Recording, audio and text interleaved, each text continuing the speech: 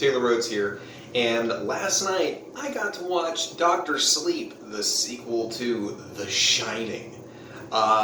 Whatever version you have ever seen or read, of course, Stephen King, his original Shining was a huge controversy for him because he didn't really like Stanley Kubrick's version that he brought to theaters. And, of course, we all know how that movie impacted directors and filmmakers just in general because of how incredibly beautiful and horrifying The Shining was. And whenever we heard that there was a sequel, of course people get a little freaked out. And I understand, of course, Stephen King wrote Doctor Sleep as a book. And Mike Flanagan, who is one of my favorite directors. I think after you make 3 good movies without making a bad one, I'm like, you're one of the best directors working today. Not only because I loved Oculus, and I loved Gerald's Game, and Before I Wake was absolutely amazing. And, I feel like I'm missing one. But even still, Mike Flanagan, I have not seen a bad movie from this guy. And he knows what he's doing. He loves Stephen King so much that you can see that the way he adapts it is so well done. So, he adapted Doctor Sleep, the sequel for The Shining. And it's like, how the hell do you tie that in with not only the books, but how do you tie that into Stanley Kubrick's film? Because at this day and age, you can't just be like, to Stanley Kubrick's movie. You have to literally, you have to notice it. And even Stephen King knew that. So, you watch the movie, and of course it's about Danny as an adult. He's been holding in the shine because he's afraid of it. He doesn't want to deal with it again. And so he has become an alcoholic, and he just doesn't want to deal with it. Well, he comes across this little girl who also has the shine, except hers is really powerful. And there's these people that are traveling around the world stealing people's shine. And there's a scene in this movie that is so freaking screwed up. Like, it is, holy shit. But Rose the Hat is an amazing villain. Actually, the villains in this movie are fantastic.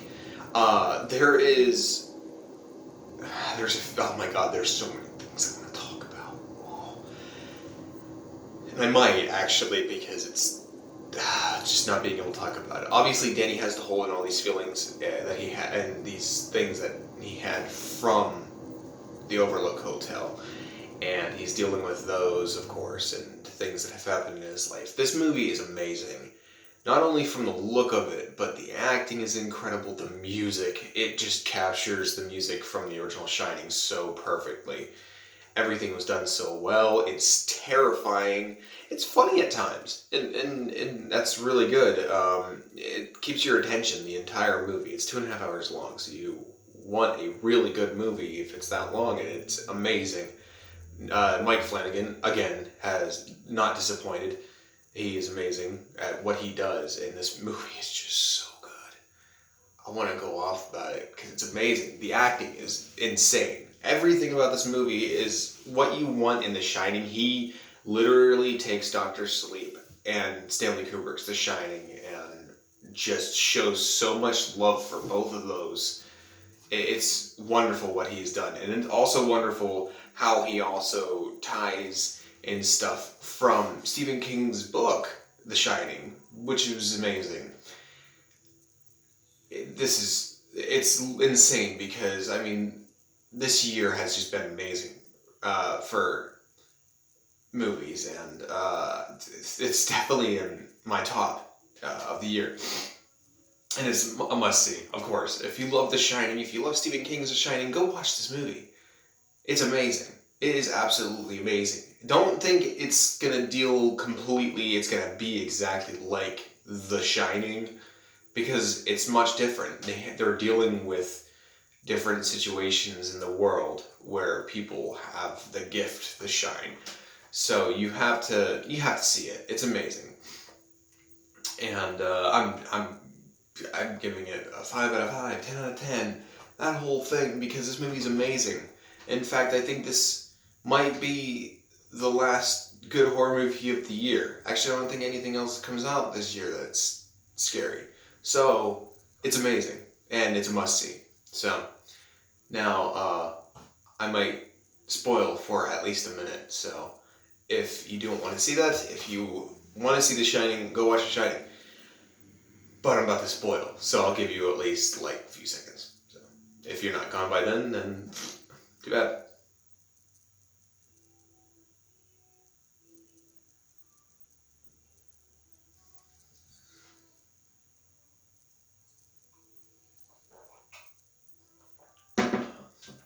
Okay, so this is the part where I'm going to be going into a little spoiler moment of The Shining and Doctor Sleep. I kept saying The Shining because keep saying The Shining, but I'm going into a huge spoiler moment of Doctor Sleep right here. So the film opens up with young Danny tricycling around the Overlook Hotel, of course. And we get to see Wendy, played, of course, by a different actress. This actress does such a good job of capturing Shelley Duvall's character. It is amazing. There's a moment where she is scared because she can't find Danny in where they move in Florida. And the way she runs and the way she cries out, it is exactly like Shelley Duvall. And I about lost my mind. I'm like, this is freaking incredible. And of course, there's the demons of Danny's past, such as the woman in the tub in room 237. Okay. When we get to the Overlook Hotel, which doesn't happen for, I think it's in the last half an hour of the movie, we get to see Danny exploring the halls again of the Overlook Hotel, and there you're just like, this is incredible, seeing the hotel the way it is now. But he goes into the bar, and when he sits at that bar, someone pours him a drink, and that person is his dad, of course played by a different actor, and it makes the revelation completely out there that Jack Torrance has always been the caretaker. And that is so freaking incredible. It is such an incredible scene with how Jack is just trying to force his son to drink. And then the way he starts getting a little ticked off because he won't listen to him, his face. This guy did such a good job of playing out that Jack Torrance character. It's amazing. And we get a moment where Danny is possessed by everything in the hotel, all the demons that have haunted him in his past. And he's going down the hall after the girl, screaming her name, hunched and like hobbling, trying to find her with the axe, just like his father before him. And it is so scary. It's everything you wanted.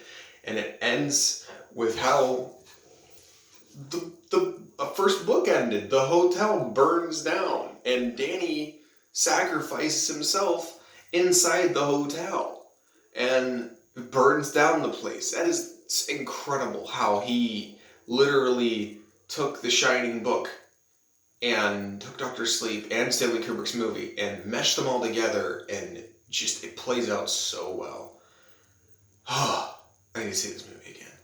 Now, if you just watched that spoiler and you have not seen the movie, that's stupid. But hopefully you still go see the movie because it's amazing. So thank you for watching this review. And until next time, shine on.